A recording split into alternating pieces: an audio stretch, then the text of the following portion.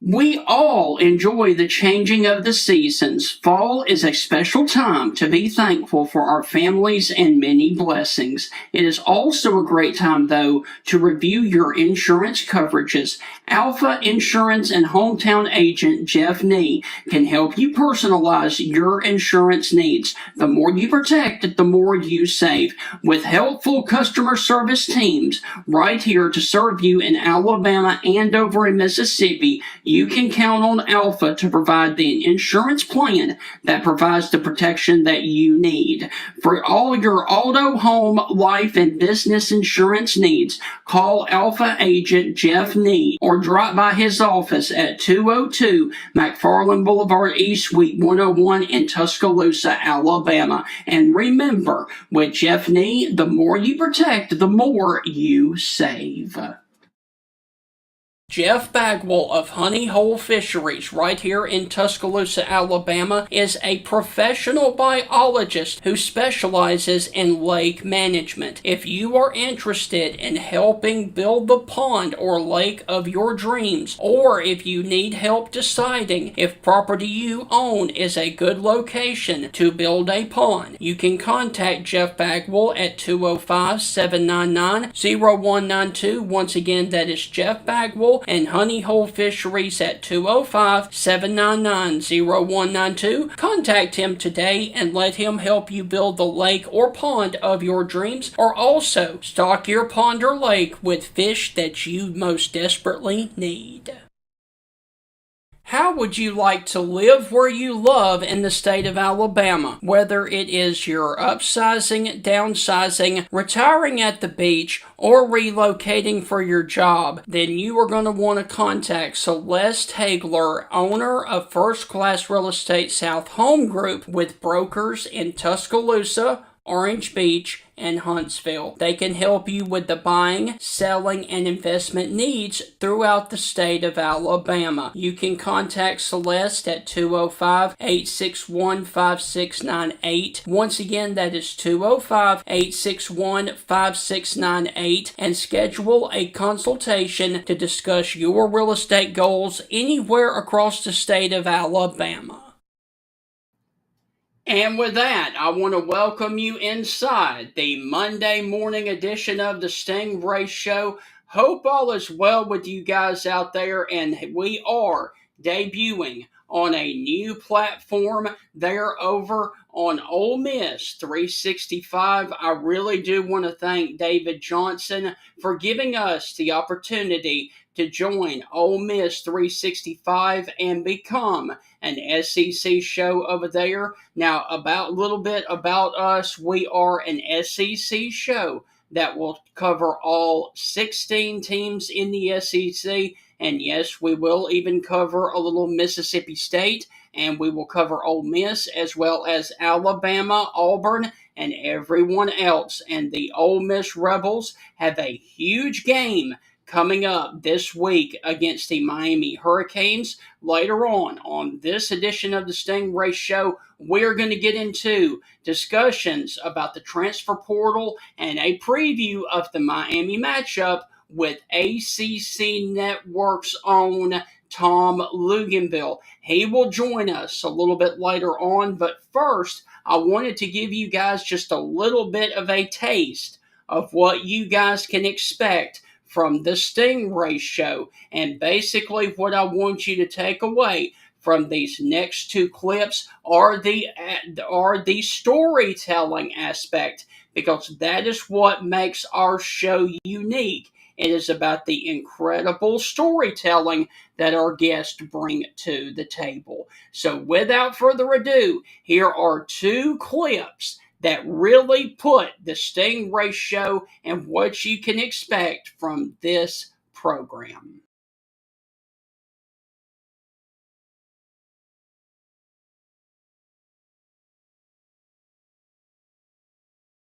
We didn't, if you recall, Arkansas, we really didn't have a rival. When we made the transition, the rival at Arkansas was always been Texas in our minds, growing up because of Southwest Conference.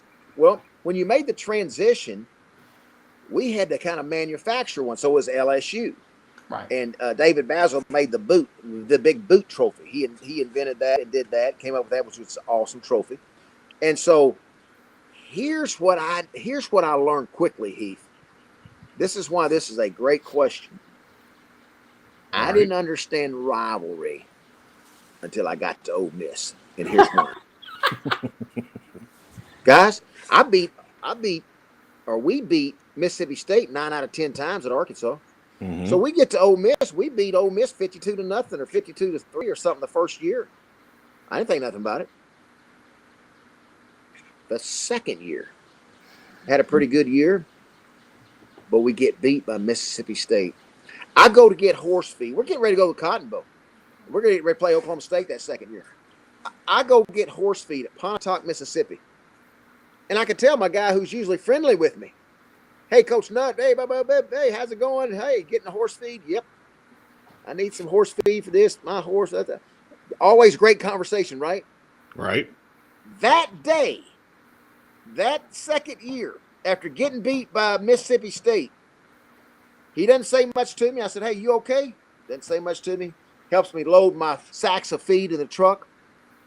He says, hey, Coach Nutt, as I'm getting ready to leave, I'm thinking something must be wrong with the family or something. Somebody must be sick. As I'm getting ready to leave, he says, hey, Coach, yeah, make sure you beat Mississippi State next year. Whoa. Now we're going to the Cotton Bowl. I'm feeling pretty good. I know I don't feel good about getting beat Mississippi State, but I feel pretty good. We won 9 games. I think we're getting, it's 2 years in a row. We're going to the Cotton Bowl. You make sure you beat Mississippi State next year. That's all I needed to hear, because that line is so – you can throw, the old saying, hey, you can get beat by every game, but you better win that last one. There's something to that now in the state of Mississippi. There's something to it. Arkansas didn't play Arkansas State, so I didn't understand it. Right. I didn't understand it until I got to Mississippi. I mean, the rival – I thought, well, we beat Mississippi State 9 out of 10 times at Arkansas. No big deal. Beat them the first year. That second year we got beat, whoo, I heard it all year. My letters, my emails, that's all it wasn't about beating Oklahoma State in the Cotton Bowl, Coach. Right. Let's beat Mississippi State now. Oh, right. Okay. Hey, we just beat Oklahoma State in the Coach, let's beat Mississippi State. Right. I get it.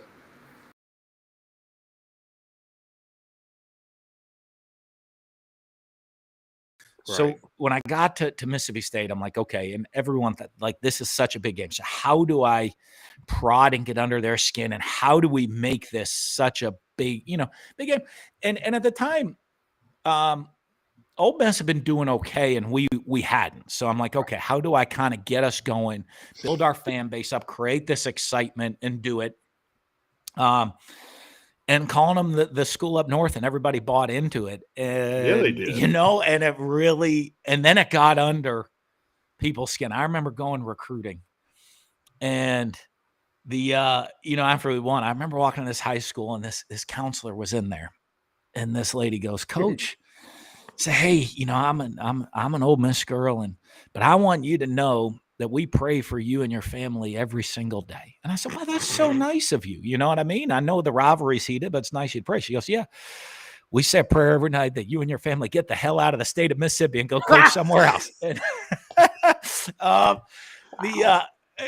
and you knew then that it was working. And unfortunately, you know what? The thing was, if there's one thing that got bad, it kind of got heated to a point. It got really almost nasty for a lot of fans and people. Yeah. And when both schools were down, I thought it was good because it gave a lot of relevance to us. Yes. To the schools. Yeah, it did. And then all of a sudden, both schools built up, and both schools, maybe you almost, if you will, use that motivation to get on the national stage. Mm-hmm. And at the back end, I almost kind of, if people, and I don't know if anybody ever noticed, I started pumping the brakes on it a little bit because we didn't need that anymore. Both schools had kind of moved into this national.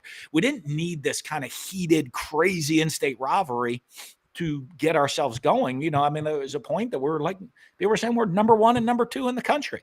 Mm-hmm. And so you don't need that as much, but at that point, I think it had created a snowball that had become such a, not that it wasn't always in the past, but that became such a big deal. that it was hard to slow it down a little bit at the back end. Once we had the relevance that you didn't need that as much anymore to become be on the national stage and become the program where we wanted it to be, which was to compete for championships.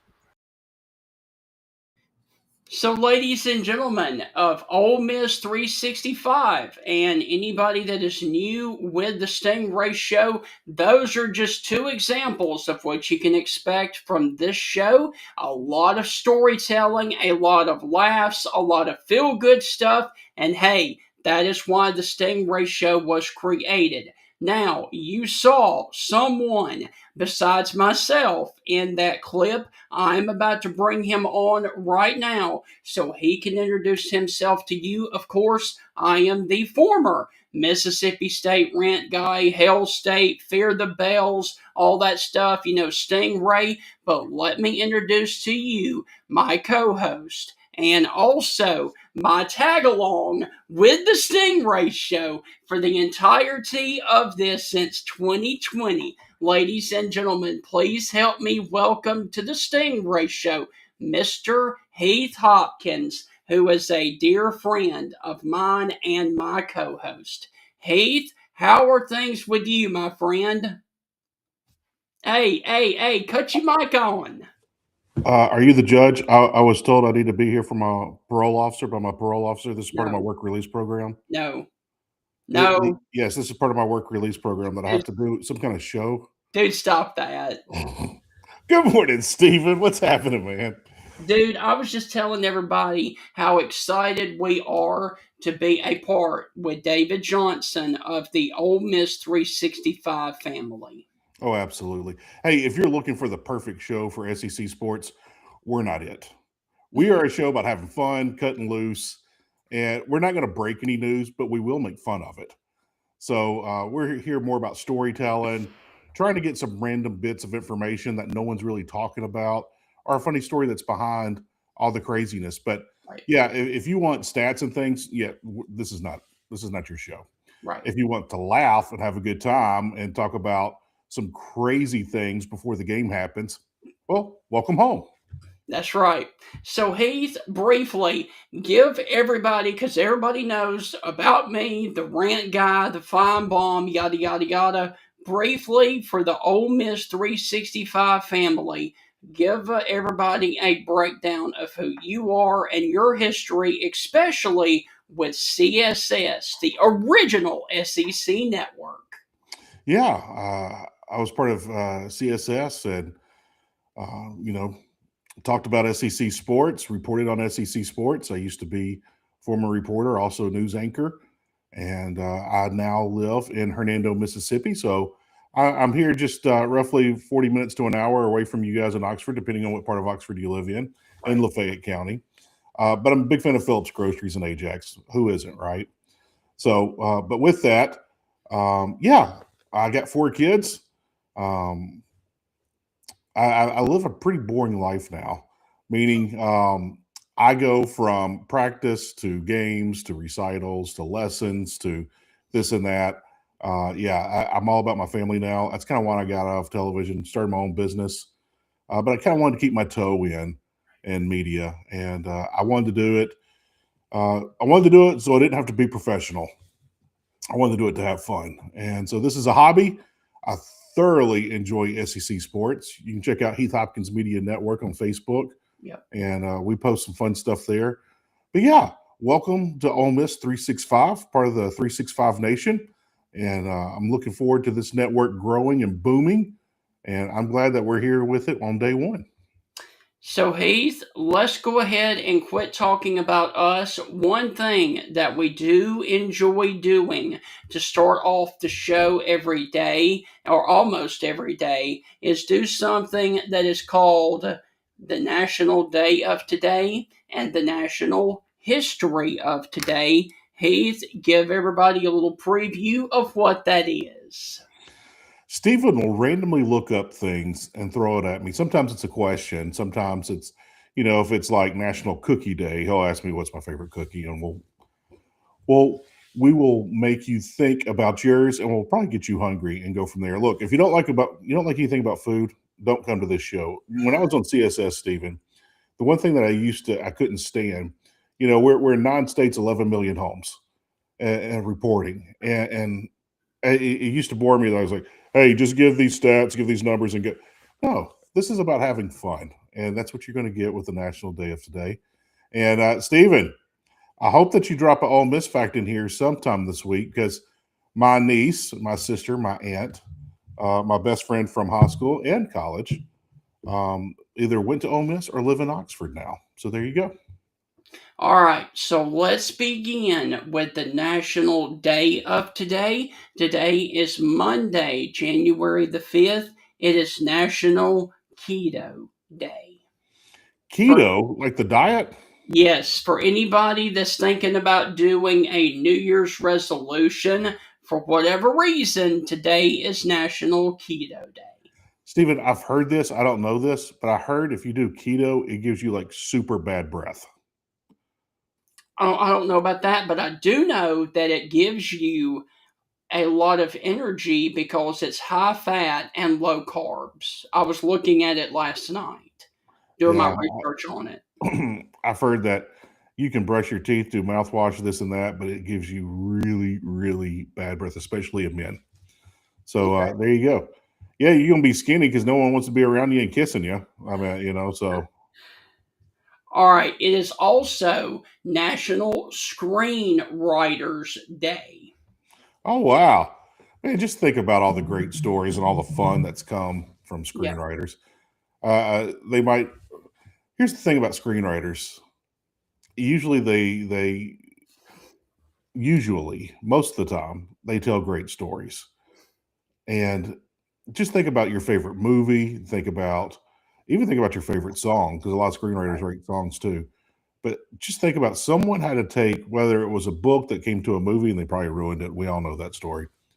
But your favorite book or your favorite movie, someone had to sit down, put it on paper. And that's what the screenwriters do. So just think about all the moments that you've laughed at or wild at or been motivated by. A screenwriter did that for you. So thanks, guys. One of those thankless jobs. Yes. And you get paid to do that too.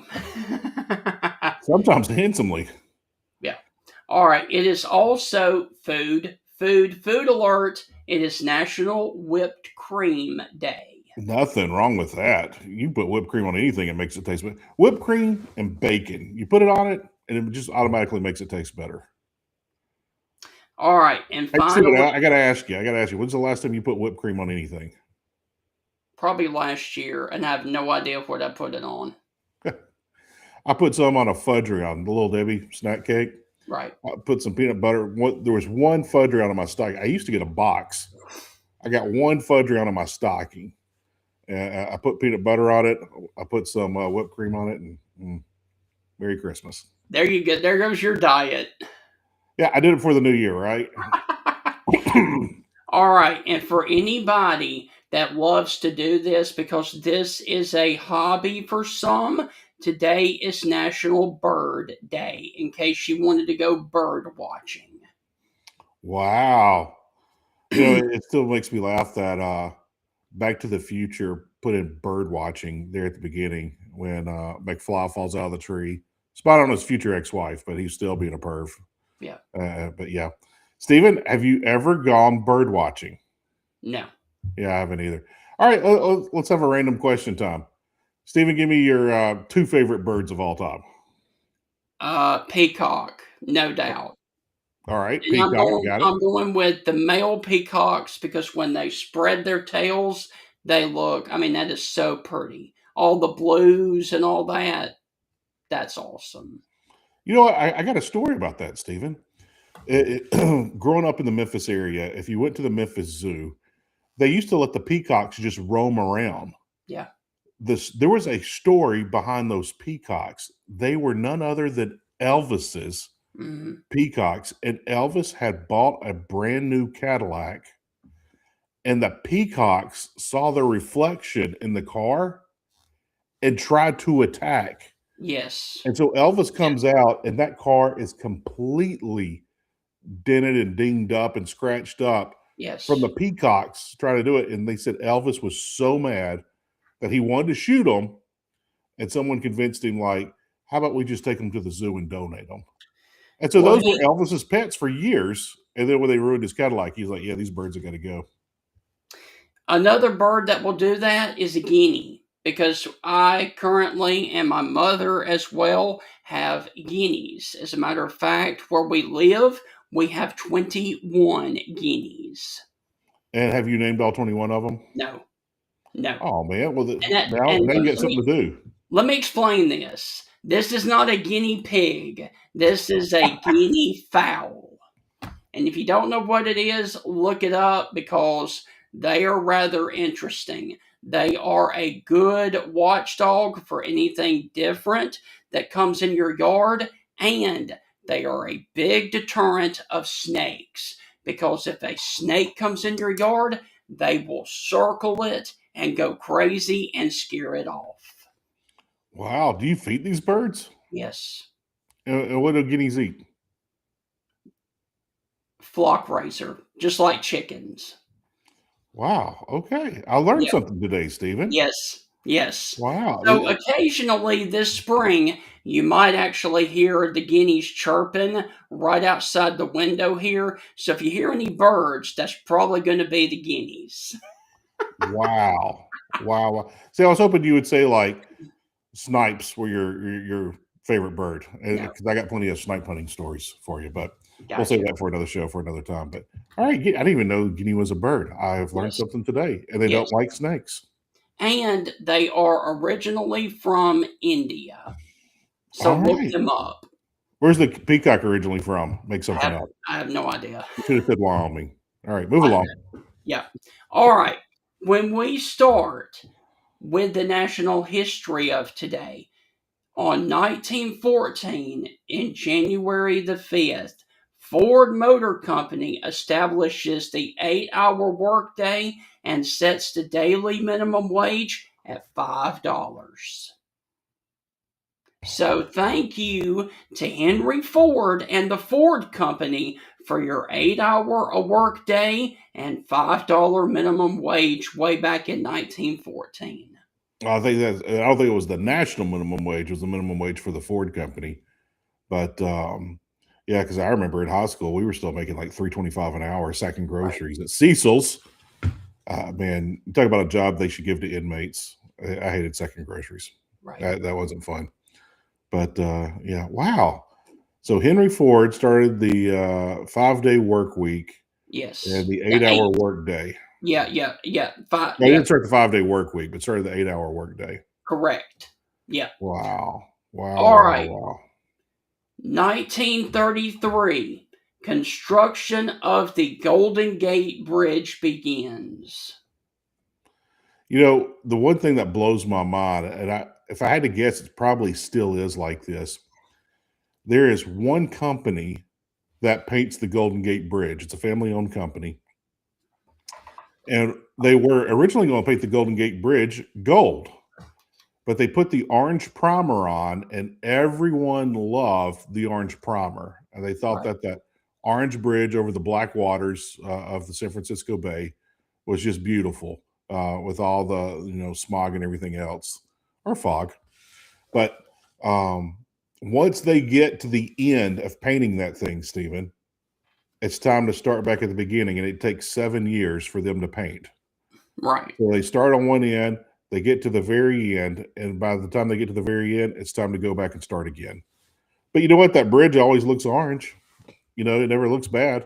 You never look at it like, oh, man. Sometimes you look at the Statue of Liberty. Look, this is not an anti-communist statement or anything. But sometimes you look at the Statue of Liberty like, man, we need to get the pressure wash, clean that old lady up, Yes. But you never see that with the Golden Gate Bridge. Right. They actually stay on top of it. That might be the only thing they stay on top of in San Francisco. So there you go.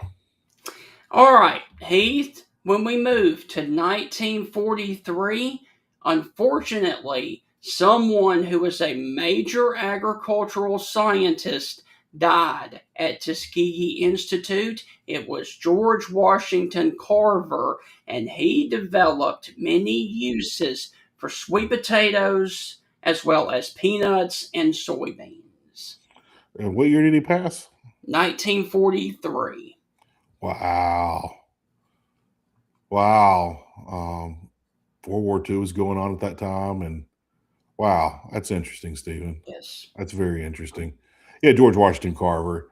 You talk about leaving a mark. You know, you always want to leave a legacy, whether it's your family or your faith or something. You want your life to mean something. And Yes. George Washington Carver left a huge one, not only in the South, not only his country, but the entire world with all the work that he did. So, wow, George Washington Carver, thank you. So, Heath, we will wrap up the rest of the National Day of Today and the National History of Today as soon as we do our interview with Tom Luginbill. Briefly, we have got to run a quick advertising from one of our sponsors, and then we will be right back on the other side with our special guest, Tom Luginbill from ESPN and the National Recruiting Analyst. Ladies and gentlemen, Bill Ferguson of South's Finest Meats, the official sponsor of the Stingray Show, has a message for you. Everything we do here is fresh and custom made, custom to order. You know, I tell people when they come in, you know, if you don't see what you like, ask somebody. You know, we've got the capability to process it, make it. You know, if you want a different blend of hamburger meat, we'll do you a brisket blend. We'll do you a chuck blend. We'll do you a sirloin blend. You know, we do all that right here. We are a butcher shop. That's what we do. So please don't be afraid to ask if you don't see what you like. We can make you any size patty you want. We can make you any amount you want. You know, people call me and say, well, how many patties come in the box? Well, ma'am, how many would you like in a box? You know, you want 12, we'll put 12. You want 25, we'll put 25. That's just one of the many things that South's Finest Meats has to offer, the official butcher shop of the Stingray Show. This is the Stingray Show, and coming up on this edition, as of yesterday, 4,500, yes, I said that correctly, 4,500 players have entered the transfer portal in college football. That is maddening, and that is not good for college football. How can we fix the transfer portal and the NIL? We're going to dive into that on this edition of the Stingray Show right after this open with our good friend and national recruiting analyst, Tom Luginbill, and also he is a part of now the ACC network. So we will dive into Ole Miss and Miami right here on this edition of the Stingray Show. Hi, this is Tim Brando with a reminder. Look out, you're about to feel the buzz of Stingray. This is Stephen Ray, a.k.a. Stingray, coming to you live from Tuscaloosa, Alabama. I'm Heath Hopkins. I'm here in DeSoto County, Mississippi, right outside of Memphis, Tennessee. You know, Mark, I'm going to put you on the spot. Do you feel that responsibility to pay it forward and give some kid a chance coming up in the ranks, kind of like Tony did for you? Why do you think I'm talking to Stingray tonight? Thank you, man. I appreciate that. No, I mean, look, no. Heath, Stingray, here's the deal. When you get involved with Texas, it's like getting married to a stripper. and let me explain this. It looks good. It's kind of sexy on the surface. Yeah. But then you get the baggage, you get the drama, you get all that eventually comes with it. And that's what you get with Texas, and that's what the Big 12 learned. And Heath, any thoughts on our show moving forward? Hey, with the Stingray Show, if you don't like it, you better learn to love it, because it's the best show going today, baby. Woo! And with that, we want to welcome you inside the real show where we talk nuts and bolts about college football. And Heath, who better to talk about the madness and the craziness of the transfer portal and the NIL than to bring on national recruiting analyst from ESPN and with the ACC network as well, Mr. Tom Luginbill. Tom, how are you this morning? And let me also say Happy New Year, my friend. I appreciate it. Happy New Year to both of you guys. What a mess we found ourselves here in the transfer portal. And yet another indication that the people that are running this thing have no idea what they're doing. Why would you put the transfer portal in the first 2 weeks of January and be smack dab in the middle of the college football playoff. It's absolute insanity. And I don't want to hear any nonsense about academics or school, and guys have to be able to get there for their spring semester or their spring or their winter quarter, and the calendar doesn't work. That's a bunch of baloney. Right. You're telling me you can't create a waiver for those kids to, have some work that can be completed over the last 3 weeks if they happen to enroll later than a normal student? Give me a break. This whole thing should be done after the college football playoff, after the national championship game. One window.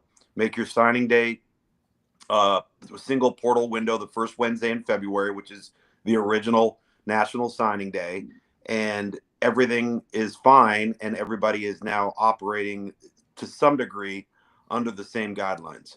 Right. Tom, can we make things simple enough? Because you know more than everybody else here, especially on the screen. Do we just move the season back a month? Just start the season back a month. We're done by New Year's, and this is not an issue anymore. I don't know if you could do it with a month. I think you could do it probably mid-August, right? Start the season week 0, maybe that, around the August 15th, 16th, 17th range. I think we could, try to eliminate multiple bye weeks, and shorten the season a little bit in relationship to how many weeks you're actually playing. Then when you would start the playoff, could be like it is at the FCS level where you start the playoff on Thanksgiving weekend. It's very clear, as we've now seen with this iteration of the college football playoff, that winning your conference means nothing. Right. It doesn't matter. So what do we do with the conference championship games? But the problem with the conference championship games is they make a ton of revenue, and nobody's going to be willing to give that up. And so it's, my work colleague and close friend, Mark Richt, former head coach at Georgia and Miami, he thinks, he said this to me before, he goes, everybody says that the bowl season is worthless, right? The bowls don't matter anymore. Guys are opting out. Well, if you want to salvage the bowl season, he goes, expand the playoff to 32 teams, include all of those bowls, and now those bowls mean something, and nobody opts out because there's an opportunity to move on. Now, the downside to that is you're not going to have the on-campus contests, right? I think that's one thing that we've tried to salvage the bowl season with the higher end bowls by incorporating them into the playoff, and I get that, but all of the other smaller bowls that are now to a point where you have teams opting out of bowl games, and you're having to find people who are 5 and 7 to play in a bowl game. That's not good. That's not healthy. That's not a positive for the sport. So, there's how do you manage the bowl season that's not a part of the playoff? How do you keep it interesting? How do you make it matter? I don't know if there's any one good answer, but I kind of like that idea from Coach Rick, just because you would at least try to create some momentum and some want to when it comes to playing those bowl games. If you knew if you won it, you had an opportunity to advance. Right. Tom, something else I want to throw out at you. I heard on another podcast, and it made some sense that maybe these bowls that are worrying about going extinct and going away, and that they're meaningless, and the less and less fans are attending. We're still watching on TV, but less and less are showing up. Yeah.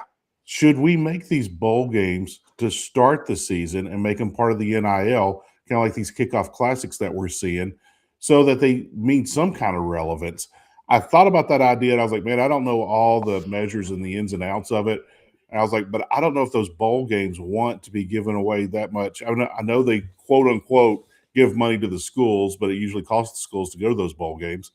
But I was like, I don't know how that's going to work. Is that something fathomable that we'll see, the Gator Bowl played on Labor Day weekend? I think that would be hard to do. There's just so many of them, right? Right. I mean, you'd basically have to name every game for the first 2 weeks of the season a bowl game. You'd have to put a label on it, right? All right, well, we're playing in such and such bowl to kick off the season.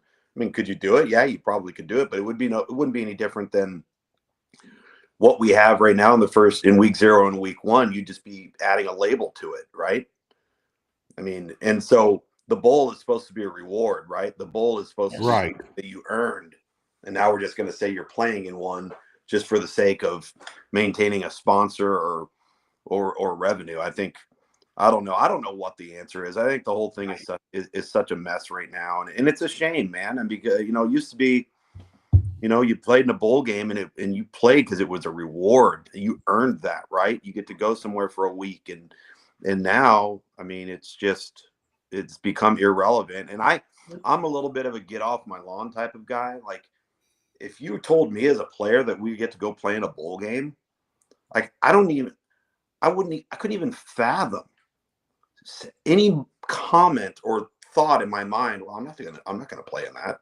Right. Like I would never even think that way, and that's exactly how everybody thinks now. It's ridiculous, man. Well, the other thing too, with some of the earlier bowl games, is these guys say, okay, well, I'm going to jump in the portal. Okay, well, that's fine. Well, don't you want to maximize your value in the portal by having a larger sample size of performance? How do you generate value? By performing. You generate value through production. You generate value for another 70 plays against a quality opponent that's now going to be on tape, that's going to enhance your ability to be seen or to be further valued by other teams if you're choosing to go in the portal. Does it do you any good to just sit? I mean, there's guys that are going to go in the portal that are going to be high-level players that don't need to play in a bowl game. I get those guys, but you just referenced 4,500 guys. So let's just say that there's 100 guys that wouldn't need to play in a bowl game because they have a large sample size. They've been productive. They've been elite in some instances. They're going to get picked up. Right. Where are the other guys going to go? I mean, it's people. Nobody's doing the math here. No. There's not enough scholarships.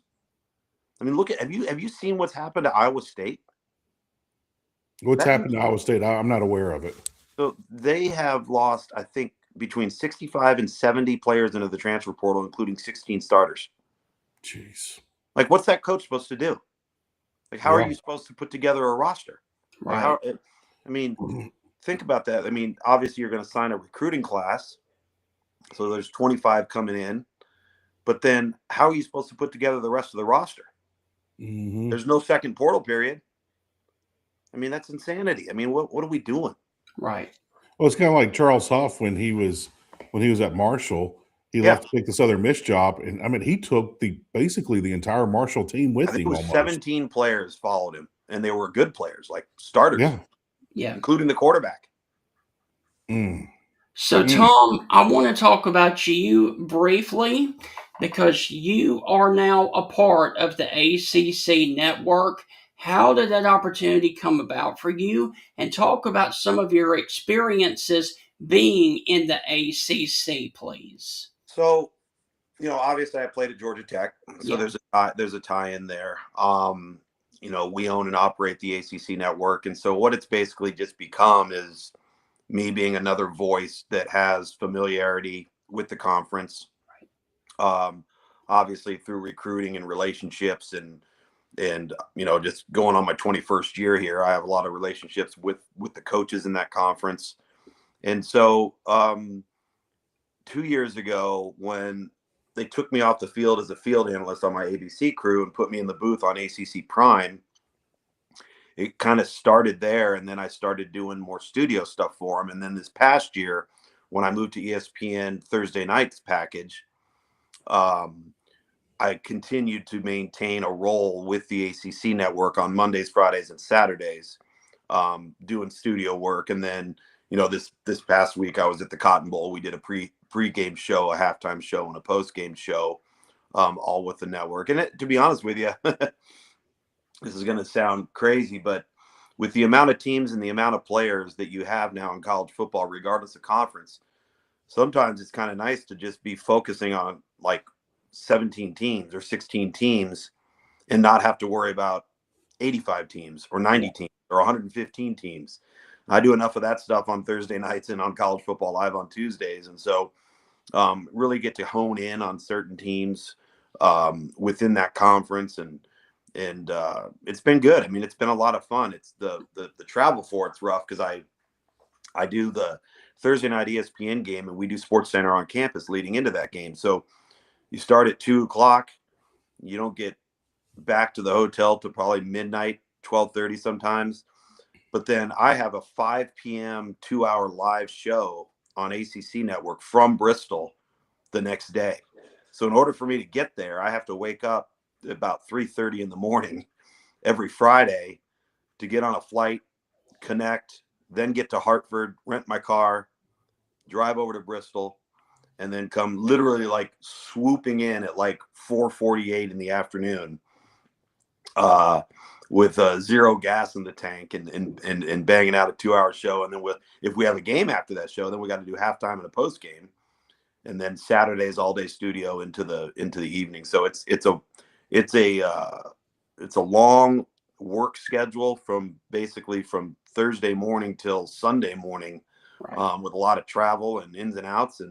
But I'll say this, I only missed one show to a flight problem the entire season. I went 15 straight weeks and only had one flight issue, knock on wood. So that was good. I didn't have any misses. And then there was one time where I was like close, like really close, and it was like 5:02, and I'm running through the halls at ESPN trying to get to our ACC Network studio, and I've got the producer.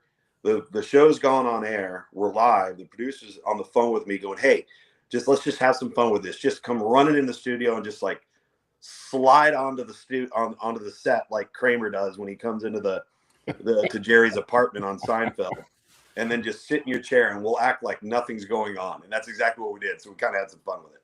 You should have channeled your inner Ron Burgundy. It's like, he's going to put Corningstone on the news. That's right. He's going to put Corningstone on the news. Tom, if you had to guess how many miles you traveled this past season.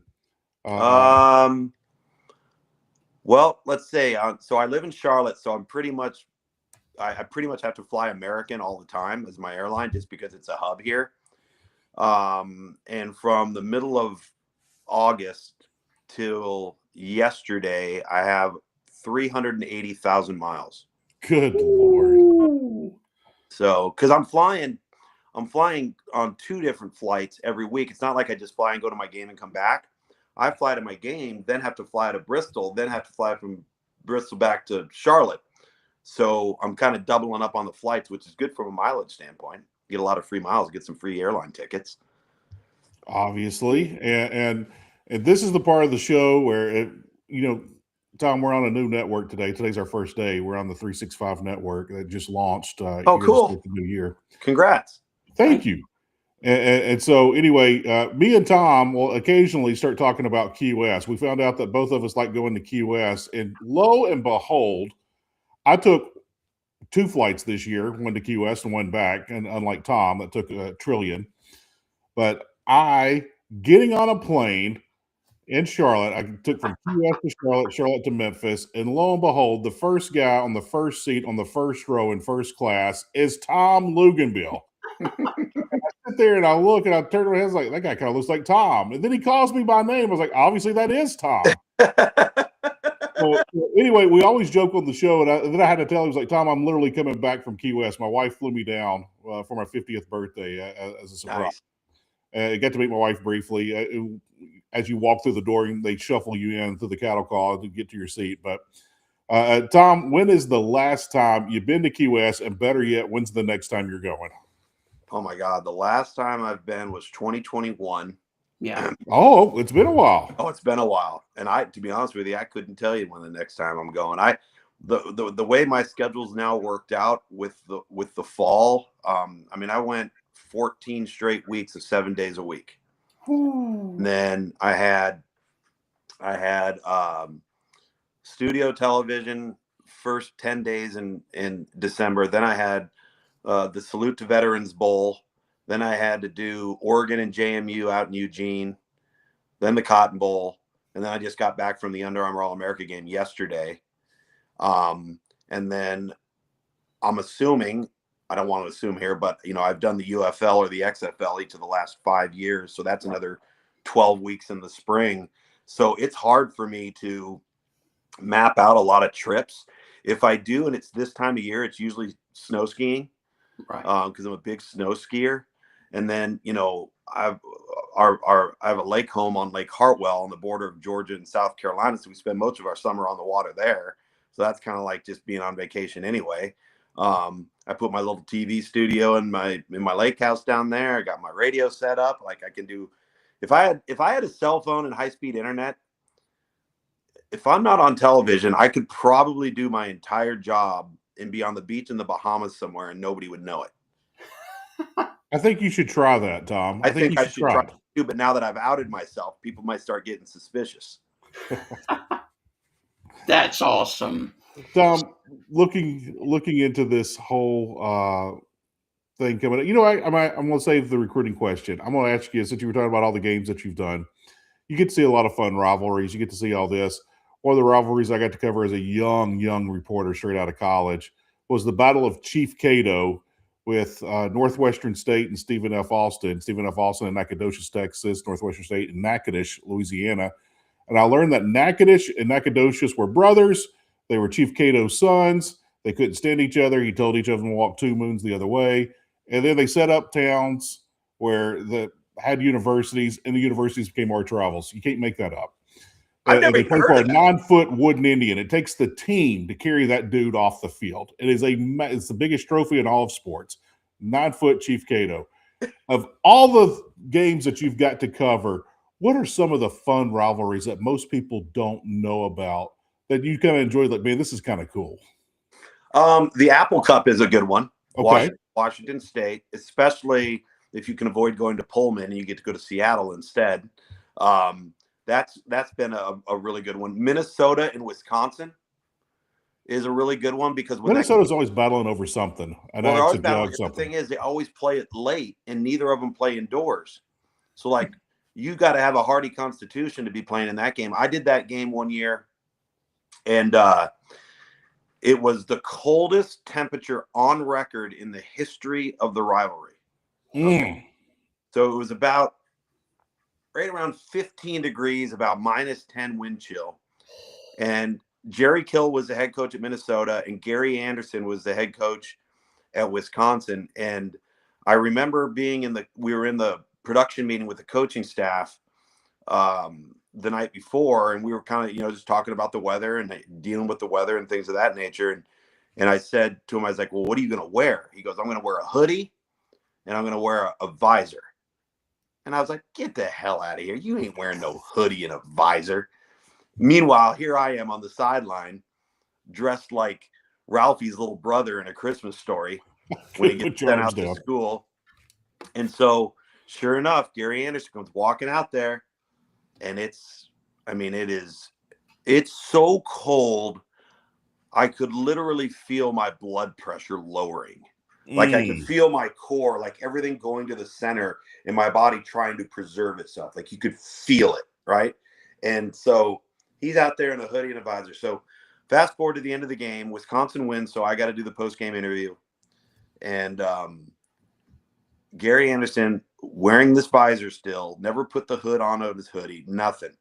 I'm doing this interview, and his ears they look like tomatoes. They're as red as your shirt, Steven. Yeah. Red as your shirt. And I'm not kidding around. I probably could have grabbed one of them and snapped it right off of his head, and he wouldn't even know. He wouldn't even have known. But he did, man. I don't know how he did that. I mean, it was miserable.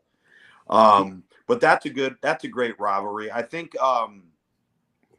let's see, I've done South Carolina, Clemson. That's pretty good. I've done Ohio State, Michigan. I've been to several, but I have not done the Iron Bowl. Okay. I have done the Egg Bowl. I've done SC UCLA. That one's really cool because they both wear home uniforms, and it's pretty neat. So you've got the maroon jersey with SC, but you got the powder blue with UCLA on the same field. That's kind of cool.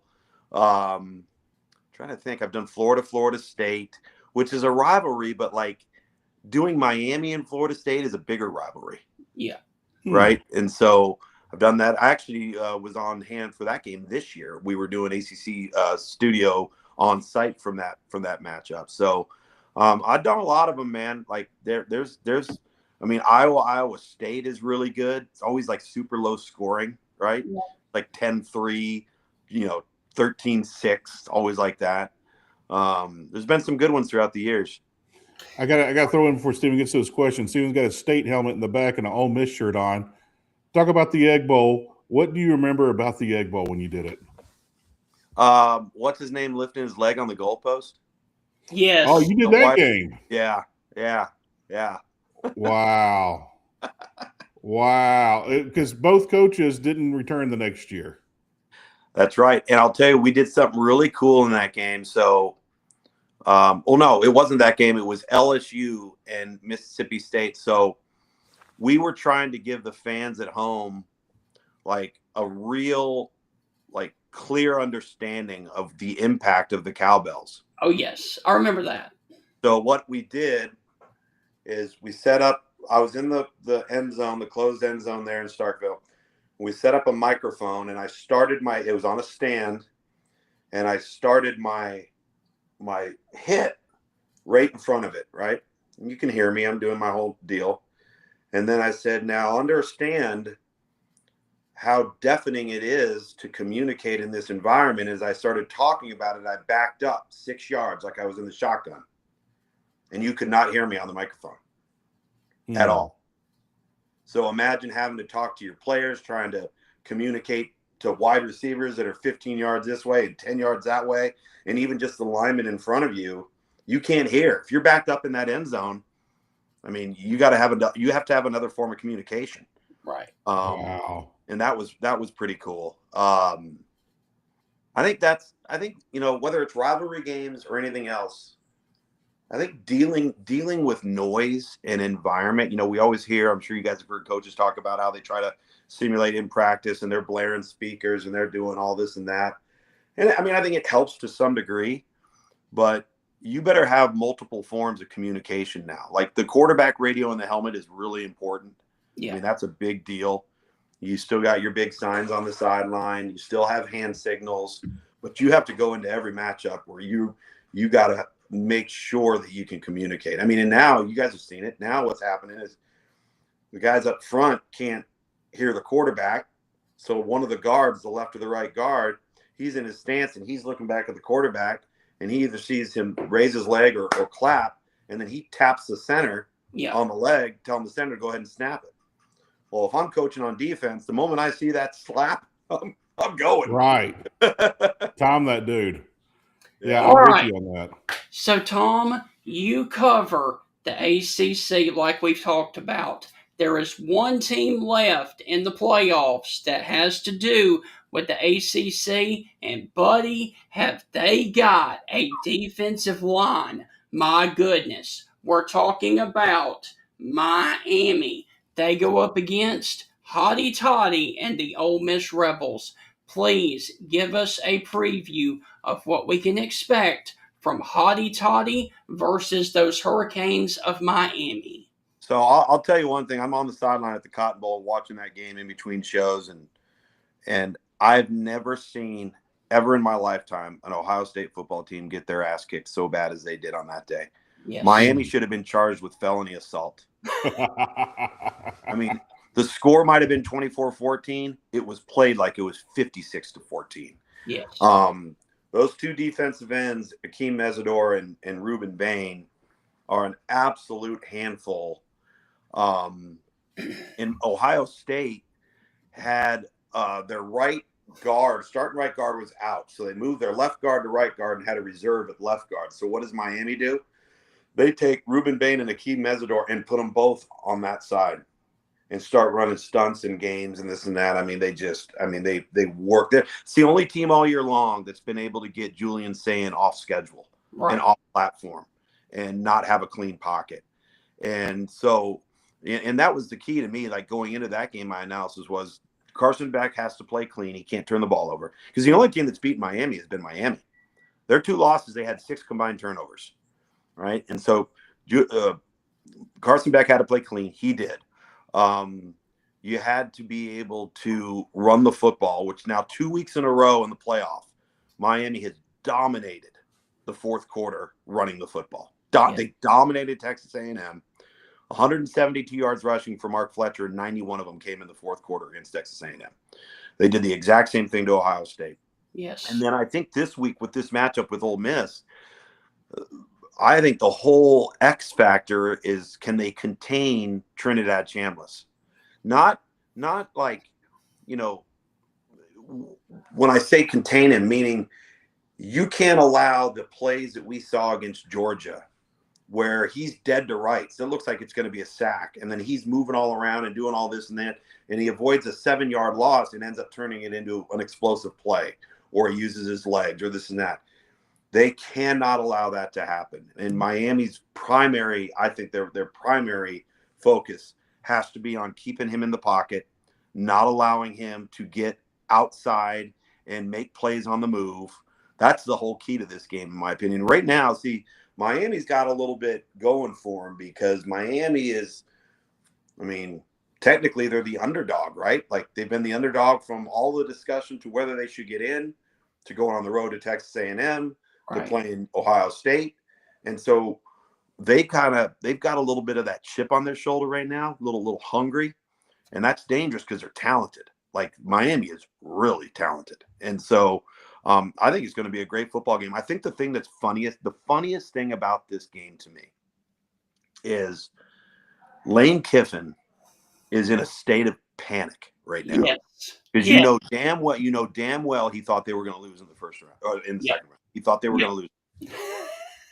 So, you know, he makes a public statement when he leaves to go to LSU is, I just felt like I had to go to a place that gave us the best chance to play for a national championship.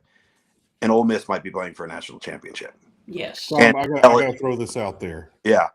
The one thing that's driving me mad, and no, I'm not a lawyer, and I'm not trying to bring legal things into this, but Lane Kiffin cried and moaned for half a week that he wanted to coach this team in the playoff.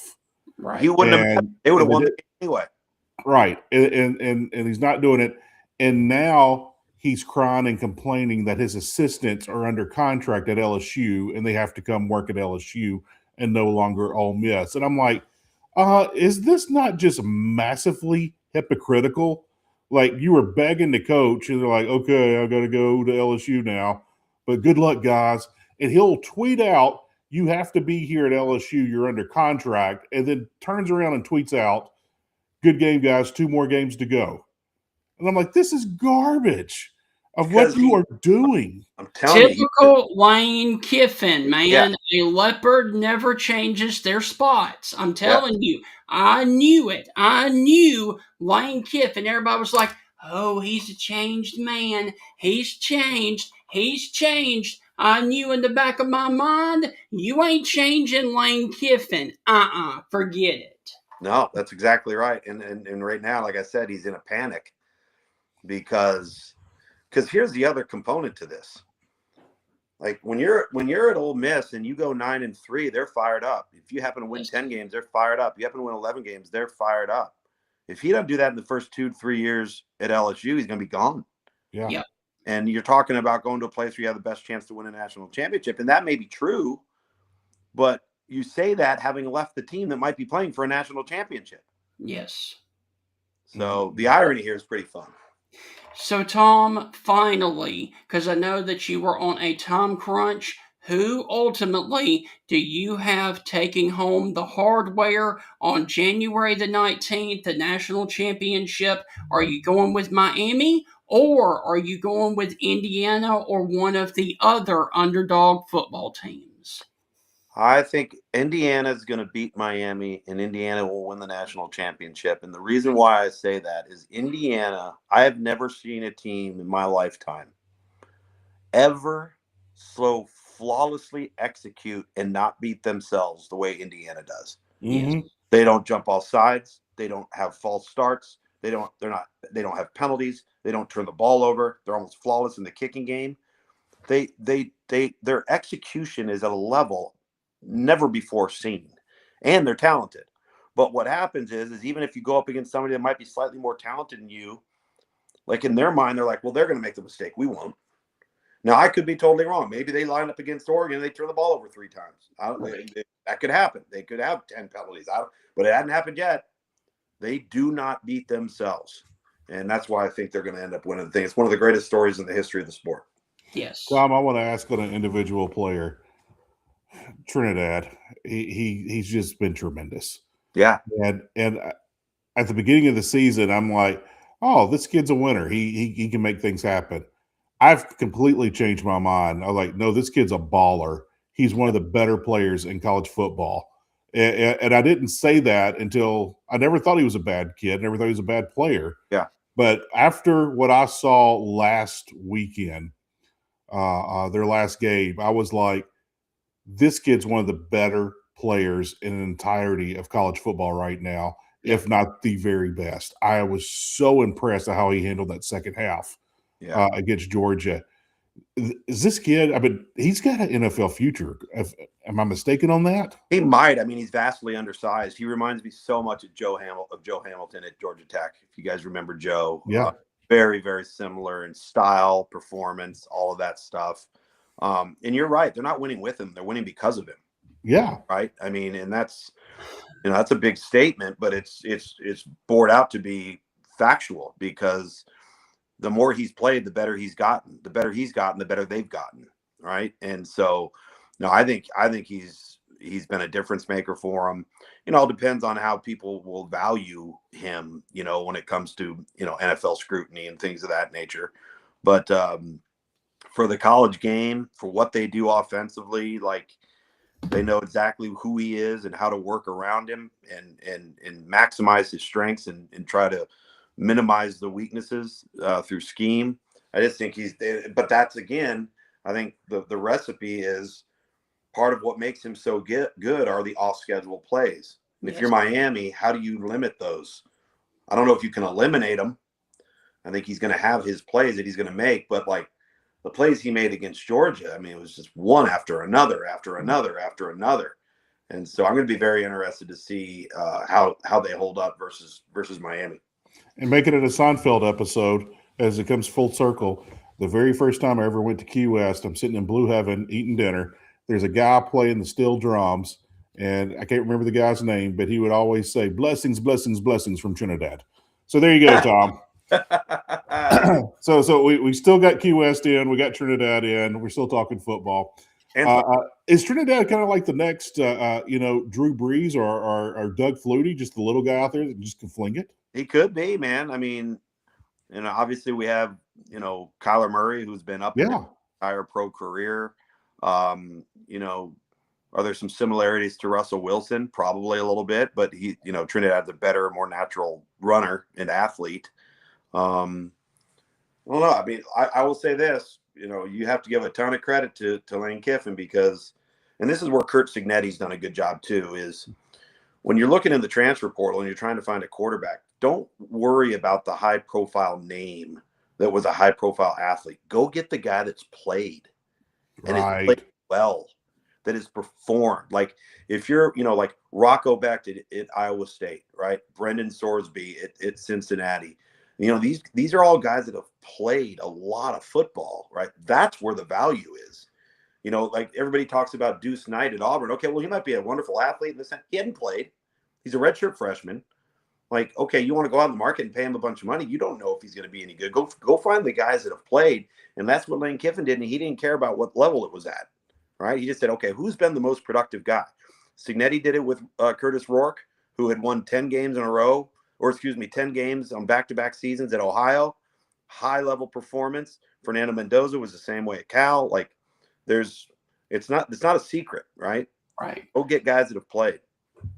So, Tom, briefly, this weekend, or I should say on Thursday night, Ole Miss and Miami, Fiesta Bowl, are you making the trip, or are you on the broadcast? I am not, because I previously scheduled family little trip up to the mountains of North Carolina.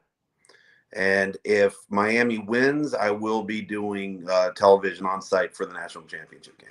Gotcha. And I do want to also mention, a few days ago, it was your birthday. Hope you had a very happy birthday, Tom.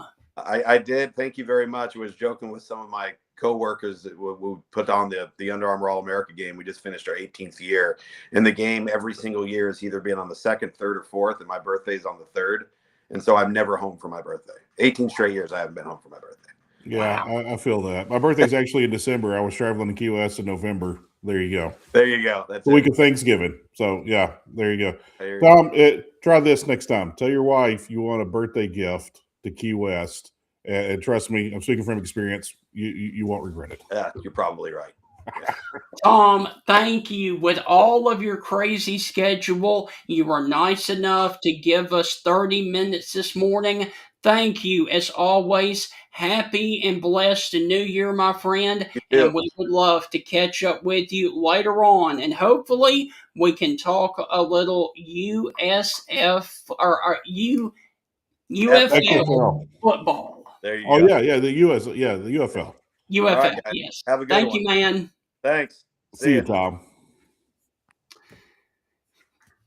Dude, Tom Luginbill is always such a blast to bring on. Really do want to thank him for joining us, like we said, with his always busy schedule. Heath, that is going to wrap up the nuts and bolts of the Stingray Show. Right after this next commercial, we are going to finish it up with finishing up the National Day of Today and the National History of Today.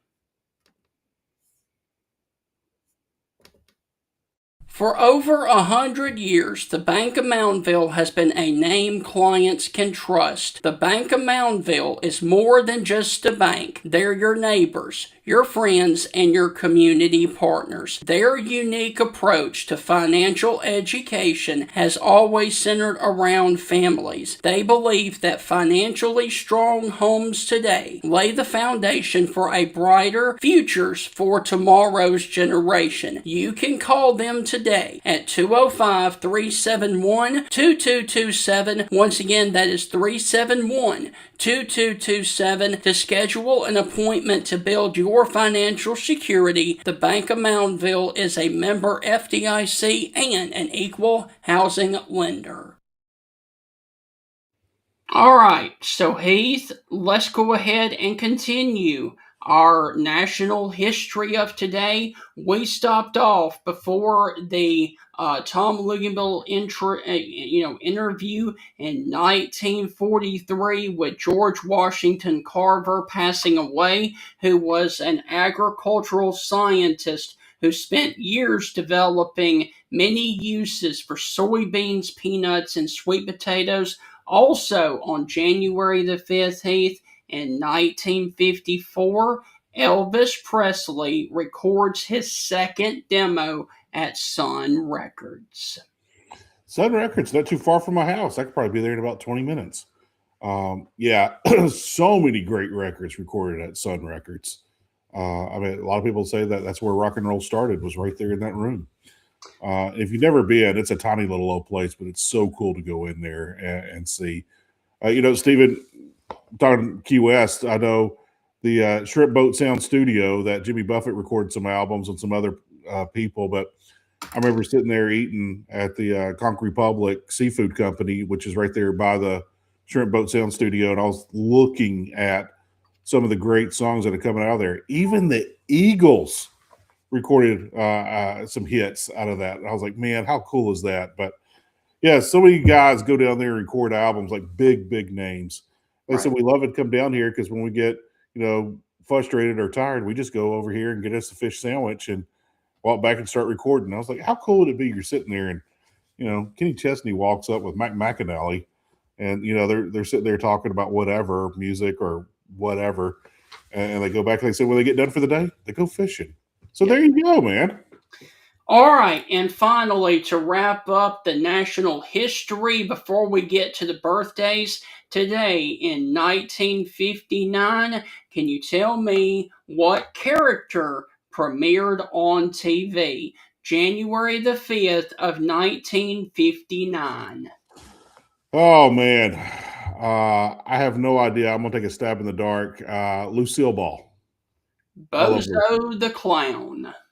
What? Bozo? 1959? Yes. What was that kid show on WGN? It used to come on the mornings. It was I cannot remember. But wow. All right. So Bozo, of all the clowns, how did Bozo become the household name? I have no idea. Heath, are you ready for your useless knowledge of the day? And you're going to get a laugh out of this. Go for it. What you got? Today is the birthday of Kemmon Wilson, who was born on this day in 1913. Any clue about Kemmon Wilson? Yeah, he invented the little plastic things at the end of your shoelaces. I have no idea who Kevin Wilson is. In 1952, this businessman founded the first Holiday Inn ever, and the first Holiday Inn hotel chain opened in Memphis, Tennessee. Yeah, actually, I should have known. What's his last name? Wilson? Wilson, yes, sir. Yeah, the Wilson World people. They're still a big name here in Memphis. The Wilsons are. Matter of fact, Holiday Inn headquarters were here in Memphis forever, but they invited when their daughter, or maybe it was their granddaughter, got married. They invited the Rolling Stones to come play. I mean, that's how much money they had. I mean, what's the biggest band ever to walk the face of this earth? The Rolling Stones. Yeah. And they had the Rolling Stones come play, and they were at the Rendezvous downtown in Memphis, across the street from the Peabody, in the alley. And they were drinking, having a good time. And so they sent their roadies to go get their instruments. And they had a little impromptu jam session at the Rendezvous. So, yeah, the Rolling Stones have played the Rendezvous in Memphis, Tennessee, and it was all because of the Wilson family for the hotels of the Wilson family that owns Holiday Inn. So there you go. All right. Now, this record producer was born on this day and opened a recording studio in 1950. He produced recordings at the studio for notable artists such as Johnny Cash, Elvis Presley, and Roy Orbison, whose birthday is today. Son Phillips. Sam Phillips of there you go. Sun Records. There you go. That's actually kind of fun. 1923. I don't know. I should know this because I'm a little bit of a music nerd and geography. It's right here close to my hometown.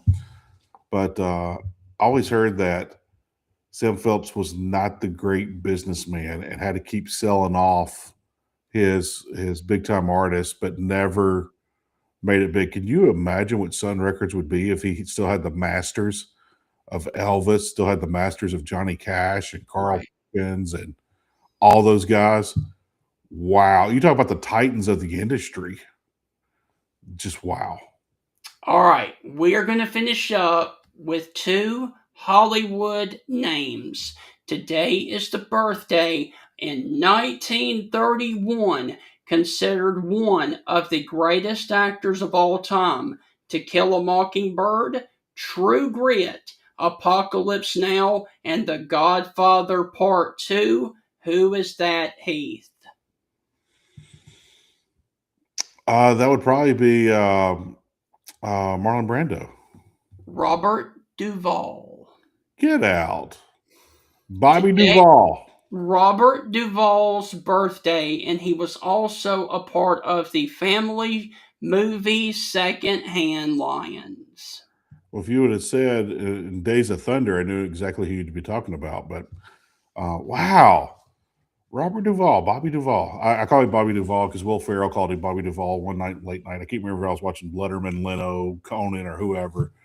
But he said, yeah, I was trying to become friends with him. I was like, Bobby D, what's up, Bobby Duvall? And he said he looked at me like I was crazy. He said, yeah, we didn't become friends. So there you go. All right. And finally, who was born on this day in 1975. He is a well-known actor for American Sniper and A Star is Born. Also, The Hangovers 1, 2, and 3. Bradley Cooper. Well, you know, he's got some movie coming out, and I haven't seen the previews, but my wife said something. She goes, I was working at some, or I was probably playing on my phone, and she goes, "Did you just see Bradley Cooper?" He's like, "Did he get some like really bad, plastic surgery?" I was like, "I have no idea." She goes, Right. "His face looks all jacked up." I don't know if it was makeup. I don't know if he's gotten bad plastic surgery. I have no idea, but I know my wife wasn't impressed.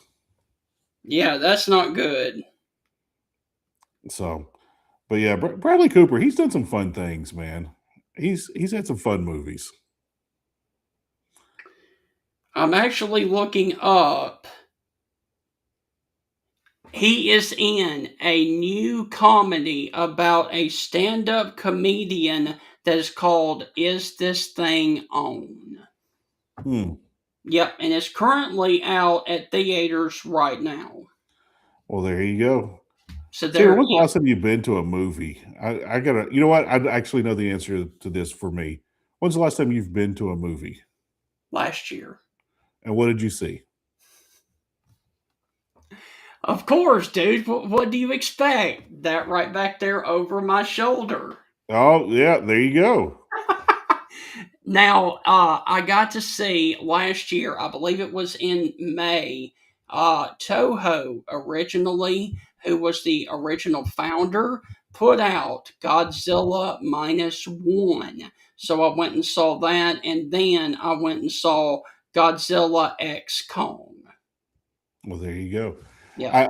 I I used to go to movies all the time. I used to love going to movies. I just don't have the time now, but um, I won't get into the details. Last spring and summer were crazy, just insane, hectic for my entire family, and there was health issues with family, and it just a lot of crazy things, and they're still going on right now. But um, we got to sit around sometimes at night, and I didn't have much time to spend with the kids because I was doing so many things and helping out family, and it just messed up everything. But I would come home dead tired, but wanting to do something with the kids, and we started watching all the Mission Impossible movies. And we got down to the last one, and we went and saw it in movie theaters, and we were worried because, you know, when you're a family of six, everything's going on all the time. You've always got something going on. But the last week that Mission Impossible was in the theaters, we were able to go and see it, and we finished it. So we're completely caught up on the franchise. I believe there's one more left that they're going to do. But yeah, Mission Impossible, Dead Reckoning, Final Reckoning. I can't remember the name of it.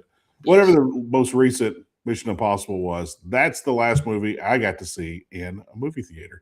Steven, are you always getting popcorn? What's your go-to snack at the movie theater? M&M's. Just M&Ms? Yes. I mean, you go to Dollar General, man, and put some in your pocket and go in and save you, $12. Right. I, No, I, I'm not a big popcorn guy. Nah. I like my popcorn. I like a little extra butter, not a lot. But give me some Junior Mints and some popcorn together, man. That's where it's at. Yeah. All right. So, guys, that is going to wrap up the Stingray Show and our first successful show on Ole Miss 365.